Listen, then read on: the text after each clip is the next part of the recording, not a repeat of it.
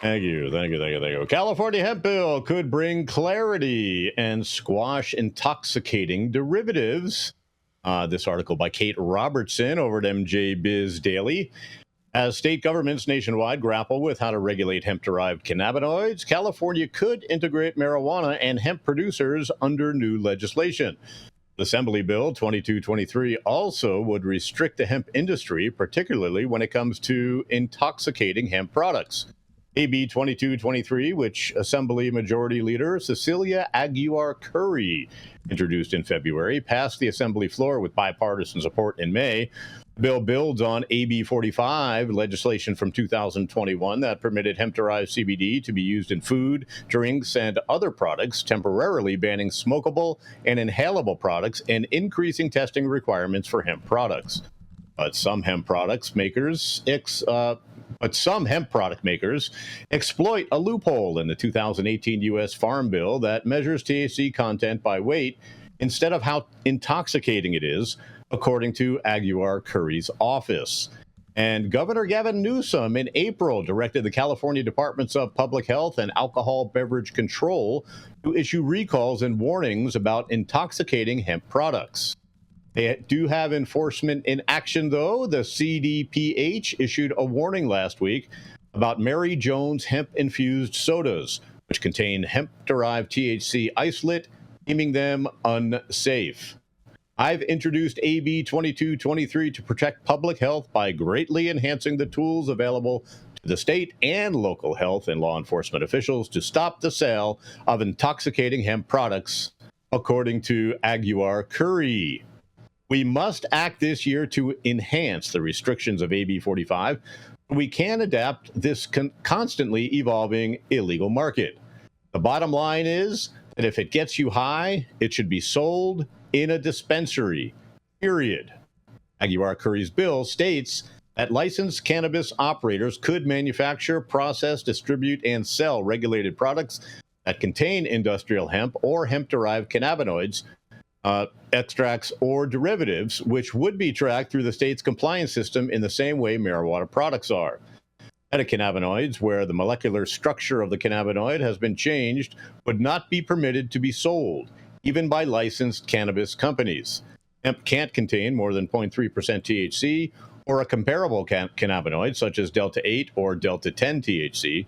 Final products containing hemp can't contain more than 1 milligram of THC, and each serving per package can't exceed 0.25 milligrams. The bill has the support of the United Food and Commercial Workers Laborers Union, which represents cannabis workers in the state, and the California Cannabis Industry Association, CCIA. Cannabis products are excessively regulated and overtaxed, while intoxicating hemp products remain underregulated and subject to no special taxes, according to the CCIA president, Karen Woodson. AB 2223 presents an opportunity to reimagine a legal and regulatory framework for cannabinoids in California and beyond. Despite its heavy restrictions on hemp, California produces more hemp than any other state, according to the recently published U.S. Department of Agriculture's Census of Agriculture. Arif El-Sisi, founder of Terpene Belt Farms in Alameda County, first began working in the cannabis industry in 2007. As the regulatory environment of working in marijuana became too challenging and industrial hemp was legalized in 2018, he pivoted, founding the hemp-derived terpenes producer in 2019. Although El-Sisi would like to sell hemp-derived cannabinoids, Terpene Belt doesn't deal with cannabinoids at all. Instead, the company harvests and processes buds for terpenes on site to preserve the most sensory qualities. Terpenes are then largely bought by regulated vape companies throughout the United States, and the rest of the plant is destroyed, El-Sisi told MJ Biz Daily. We would very much love to participate in producing and selling cannabinoids, but because of all the uncertainty, the lack of clarity, the poorly defined regulations, and the patchwork of state regulations, we actually compost all of our cannabinoid material, he said. El-Sisi and his team, including Terpene Belt Chief Legal and Regulatory Officer Pamela Epstein, are closely watching progress of both the 2024 Farm Bill and the state-sponsored hemp measures such as AB 2223.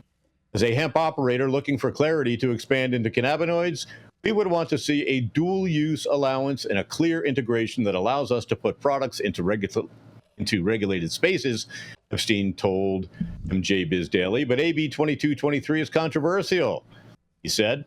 For one, when Californians voted in favor of Proposition 64, the ballot initiative that legalized recreational marijuana, they did not distinguish between hemp-derived THC and marijuana-derived THC, Epstein said. So would selling the same compounds from a different source be a conflict with that? He wants to know. Some critics have expressed disappointment that AB 2223's low THC limit on hemp and final products could effectively ban full-spectrum hemp-derived CBD products, which would impact medical consumers who rely on them. Over time, we have big plans to pair our essential oil with cannabinoids in a federally legal interstate commerce situation, LCC said, but until then, they'll have to wait and see what happens. I'm Todd Egan with Iodine News, and do you think this hemp-derived THC bullshit will ever be settled? I don't know. I'll big shout out to Pamela Epstein. And big shout out to Sharif. And shout out to Sharif, quoted many times in that article. I'll tell you what. I'll tell you what. With this, if this was to go through, the retail sector is definitely going to need some financial money to come in, because a lot of these stores are going to have to ultimately expand to be able to accommodate for all of the different hemp products to be sold. Because the shelf space is super, super tight already with just cannabis-derived products, and now bringing hemp-derived products, which I think I think ultimately would be fantastic for cannabis retailers in all reality, because then they wouldn't have all these little CBD shops everywhere and all of that. Right. So, but at the same time, how are they going to, if they can't stop the illegal trap shops, how are they going to stop the hemp peddlers all throughout the state anyway? So. But ultimately, I think it would be a big, big win for retailers if this was to go through. Big love out to Sharif, man, on this, man. That's my guy. Would you welcome hemp-based products on any of 100%, because when they do that, they're going to have to ensure that we're the only ones that are the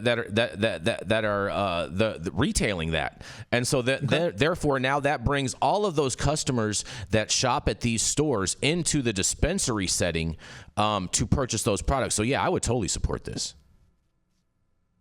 Right, but would you support it without governmental assistance for expansion? What do you mean by that, Todd?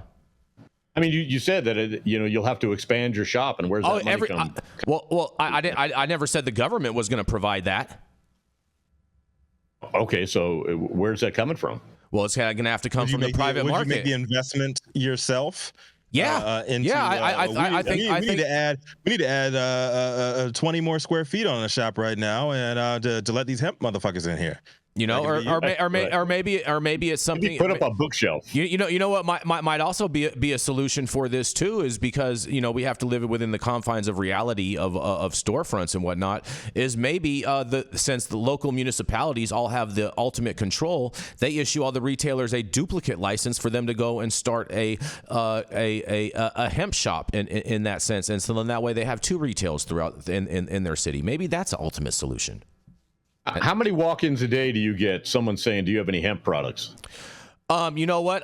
It's not that I get the walk-ins asking if we have hemp products. I get a lot of walk-ins that come in and ask if we only sell like intoxicating cannabinoids, and to which our response is, of course, yes. That's all that we sell, because California doesn't allow us to sell hemp-derived products currently. Right. No, but you can always make CBD products from, cannabis that doesn't have cultivars. Oh, for sure. Market and putting it out there, and I think that's only a access. So the only trap we're willing to stop is the hemp trap. The hemp trap. The hemp trap is almost that damn illegal hemp market, right? I mean, even Governor. Well, think about the kids. Think about the kids. How to stop that hemp market. Yeah. I just gotta say that was really funny, and I thoroughly appreciate being on the show with you. That was really good. So shout out to the founder of this company. Pamela Epstein is obviously a brilliant attorney. So double shout out, echoing what Saman said. And they also have a hidden gem in their staff, arguably one of the nation's preeminent hemp experts, a woman named Joanna Cedar, who coincidentally lives in Sebastopol and makes a mean homemade cookie. This company is understanding, to I think a larger degree than most, the uncertainty that the future still holds. Joanna Cedar once said, and I love to quote because it makes me seem smart, that hemp is just cannabis without offense. And I think we all know that until we start regulating cannabinoids according to whether they're intoxicating versus non-intoxicating, instead of which plant they come from, we're going to have major issues. There has been substantial pushback in the regulated industry from seeing hemp-derived cannabinoids be present on dispensary shelves. The thinking there is that because it took so much time and money to stand up those businesses, there's a little bit of like sour grapes at the idea that some swashbuckling hemp cowboy or cowgirl can come in, get their product on shelves, and not have to wait 27 years to get a license like it would take in New York if you wanted to have a dispensary. And the challenge there that I see is that cannabis is overregulated, hemp is underregulated, and until we find something in the middle that's pro-business and pro-safety and pro-adult access only, we're going to see these massive disconnects between what's happening on either side of that quote-unquote fence. And so CCIA took a position that not everybody appreciates. Origins Council, I believe, has taken a different position.